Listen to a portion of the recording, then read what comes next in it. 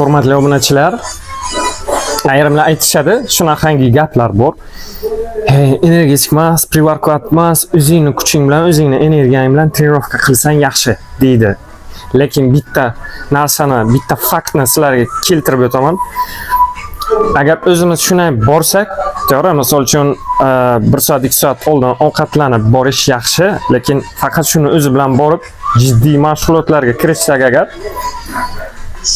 o'zimizni tanamizdagi resurslar katta tezlik bilan yo'qolib, parchalanib ketaveradi energiya. Keyin o'rtasiga kelib to'xtab qolamiz. Lekin agar o'sha aytaylik 1 soat, 1,5 soat oldin ovqatlandik, bo'kib to'yib emas, o'rtacha. Keyin trenirovkaga yarim soat qolganda pre-workout o'zimizga mos bir porsiya energetikni ichsak agar, keyin nima bo'ladi? Keyin mashq davomida ochilib, dihaniya ochilib, nafas olish yaxshilanib, qon aylanish yaxshilanib, hattoki og'ir mashqlar ham yengildek his qilishingizni boshlaysiz va aynan energetik bergan energiyani hisobiga organizmingiz ishlaydi. Ya'niki o'zingizning energiyangiz zaxira bo'lib turadi. Bu yoqda aynan energetik, ya'ni tashqaridan kirayotgan energiya o'zingizniki zapasda, zaxirada turib, tashqaridagi bilan ishlayverasiz. Ya'niki bir lirik chekinish qilamiz shu yerda. Hurmatli obunachilar, qisqacha qilib tushuntirganda, agar energetik ichib trenirovka qilsangiz agar, mana shunday gullardek ochilib ketasiz. Ochilib ketasiz, yaxshi natijani ko'rsatasiz trenirovkada. Shuning uchun men shunday ochilish uchun pre-workoutni iste'mol qilib, keyin trenirovkaga borish kerak. Shunaqa gaplar. Eng ahamiyatli joyi aynan trenirovkangizni, mashg'ulotingizni boshlashdan oldinroq 15 daqiqa, 20 daqiqa, yarim soat oldin iste'mol qilib, keyin yarim soat o'tgach o'sha birinchi isinish, ya'ni razminka mashqlarini boshlab, sekin birinchi, ikkinchi podxodlarda boshlang'ich vaznlar bilan, ya'ni o'zingizni ishlaydigan rabochiy ves emas, yengilroq vazn bilan qizitib, qonni aylantirib, keyin 3-4 podxodda yaxshi vaznlar bilan ishlasangiz agar, har bir mashqdan keyin nafas olishingiz yaxshilanadi, o'zingizni his qilishingiz yaxshilanib boraveradi. Qanchalik ishlayversangiz, ya'ni ko'p dam olmasdan, to'g'ri, podxodlar oralig'ida 1-2 minut, 3 minutga yaqin dam olish kerak. Lekin mana 8 minutlab, 10 minutlab dam olish kerak emas. Mana shunda ochilib ketaverasiz. Dihaniya ham, nafas olish ham yaxshilanib boraveradi. Qoningiz ham aylanib turibdi. Tomirlar ham kengayadi. Charchoqni his qilmaysiz. Buning uchun albatta trenirovkadan 1 soat, 1,5 soat oldin biron narsa ovqatlanib olish kerak-ku. Keyin yarim soat qolganda energetikni ichish kerak. Energetik deganimga esingizdan chiqmasin. Ko'chadagi oziq-ovqat do'konlaridagi sotiladigan bankachalardagi energetik emas. Ular to'g'ri kelmaydi bizga.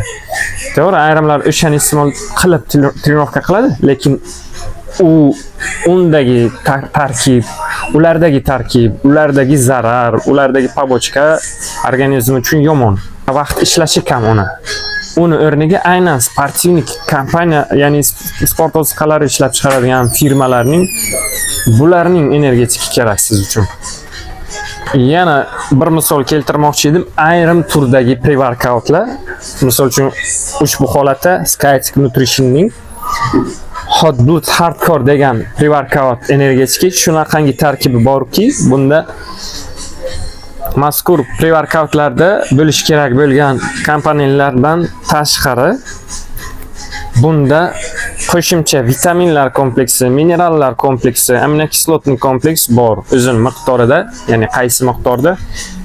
Mana shu kompleksdagi energetik bilan birga qo'shilganida mashg'ulot samaradorligi, organizm holatini yaxshilab beradigan dozada qorishtirilgan, birlashtirilgan. Shu uchun Bunaqa variantlarini kimga iste'mol qilish yaxshiroq, kimda kim? Mana shu narsadan tashqari boshqa hech narsasi yo'q. Endi misol uchun qanday sotib ola olmagan o'shalarga bu variant eng zo'ri. Aynan chistagan pre-workout, chistagan energetik kimga kerak? Ya'ni kim ichish kerak ularni? Ular o'sha energetikdan tashqari o'zida ichiladigan yana vitamin komplekslari bor, B6si bor, kreatini bor, tam proteini bor, yana boshqa nutrientlari bor, sport oziqalari bor.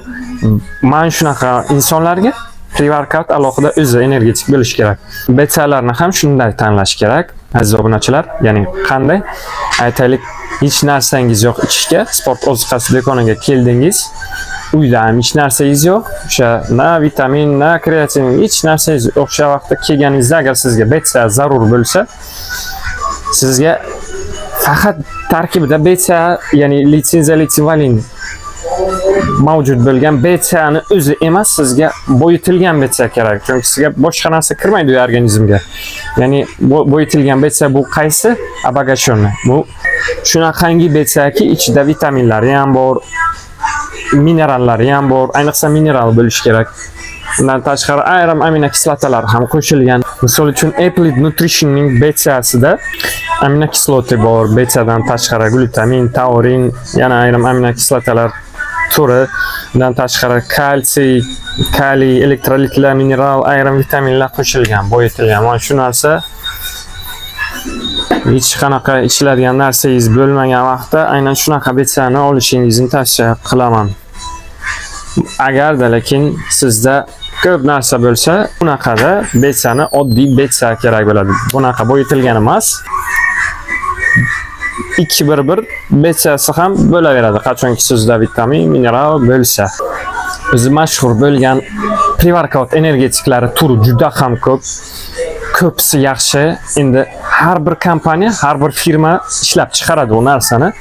Agarda aynan o'sha firmani, aynan original zavodskoy, aynan o'sha kompaniyani zavodskoy original mahsulot energetik bo'lsa, hammasi yaxshi. Buni olganda hammasi zo'r ishlaydigan. Faqat o'zingizni tanangizga ishlaydigan variantni topguningizcha tavsiya qiladiganim, har safar boshqasini olib iste'mol qilib ko'ring. Misol uchun ayrimlar iste'mol qilib ko'rishni porsiyaga olib iste'mol qilib ko'rmoqchi bo'ladilar. Ya'niki, bir kunlik, 2 kunlik olay, mos bo'lsa olaman qutisi bilan, agar mos bo'lmasa olmayman deyishadi. Lekin shunaqangi yana bitta faktor bor, nutrientlarda ayrim vaqtda ayrim turdagi insonlar organizmiga shunayki, bir marta ichasiz, boshqa kun ichasiz, yana boshqa kun ichasiz, ta'sir qilmayotgandek, mos kelmayotgandek, lekin o'sha xayolingizni, bu narsaga emas, xayolingizni trenirovkani o'ziga qo'ysangiz agar, buni yordamchi sifatida tan olib, buni yordamchi sifatida agar miyangizga joylab, trenirovkadan oldin albatta 1,5 soat oldin ovqatlanib, keyin yarim soat o'tgandan keyin energetikni ichib, keyin iliqroqdan issiqroq bo'lsa yaxshiroq. Keyin borsangiz agar baribir ta'sir qiladi, qanaqa bo'lsa ham. Eng asosiy joyi har bir kishiga misol uchun o'zida necha qoshiq solish kerak? Uni solish kerak emas. Chunki zavod sizni bilmaydi, sizni tanangizni bilmaydi. U o'rta hisobda yozadi. Shuning uchun sizga o'zingizga mos qoshiqni solishingiz kerak. Bu eng muhim joyi. Ko'pchilik mana shu yerda xato qiladi. Yoki kam soladi, o'ziga mosidan yoki o'ziga mosidan ko'p solib yuboradi. Shuning uchun unisi ham bunisi ham to'g'ri kelmaydi. Shu mos gramini solish kerak. U uchun siz bilmasangiz qanday topish mumkin? U uchun mutaxassis. Agar menga murojaat qilsangizlar, iloji boricha do'konga kelishingiz kerak. Chunki do'konga kelgan vaqtingiz sizni ko'rish imkoniyati bo'ladi. Siz bilan suhbat qilish imkoniyati bo'ladi. Mana shu davrda sizni ko'rib, siz bilan suhbatlashganda ayrim savol-javoblardan keyin organizmingiz o'rganilib chiqilgandan keyingina sizga mos doza belgilanadi. Mana shu eng asosiy nuqtasi. Shuning uchun o'ylab, qayg'urib, xafa bo'lib yurmang. Hamma narsani natija qilib beradigan variant ilojini topsa bo'ladi. Faqat mutaxassisga murojaat qilsangiz yetarli.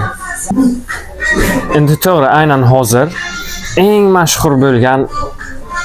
mashhur, eng hadavoy bo'lgan hamma energetiklarni bitta-bitta o'zi ko'rsatib berishga hozir sharoit ozgina mos emas, lekin asosiy eng kerakli bo'lgan energetiklarga taalluqli tushunchani aytib o'tdim. Shunga qarab tanlab, shunga qarab iste'mol qilsangiz yetarli. Bitta tovarga, bitta kompaniyaga o'rganib qolsangiz agar, lekin shu sizga kerakli bo'lgan vaqtda sotib olmoqchisiz, xarid qilmoqchisiz, qachonki borasiz do'konlarga, o'sha firma, o'sha kompaniyani, o'sha mahsulotni qolmagan bo'lsa va yaqin orada, yaqin yarim yil, yaqin 1 yil, 2 yilda ichida kirmasa-chi? Shunaqangi ehtimolliklar ham, shunaqangi vaziyatlar ham bo'lib turadi. Necha oylab, yillab kirmasligi mumkin o'sha tovar. Endi uni kutib barcha natijalaringizni havoga uchirmaysiz u. Uni analogi, uni joyini bosaykan boshqa narsa, boshqa variant bo'lishi kerak-ku. Shuning uchun ham vaqtni boy bermasdan, natijalarni qaytib minusga tushirmasdan har safar har xilini iste'mol qilib tursangiz o'zingizga yaxshi, maqsadingizga muvofiq. Hammaga zo'r natijalarni tilab qolib, hammaga omad. Rahmat.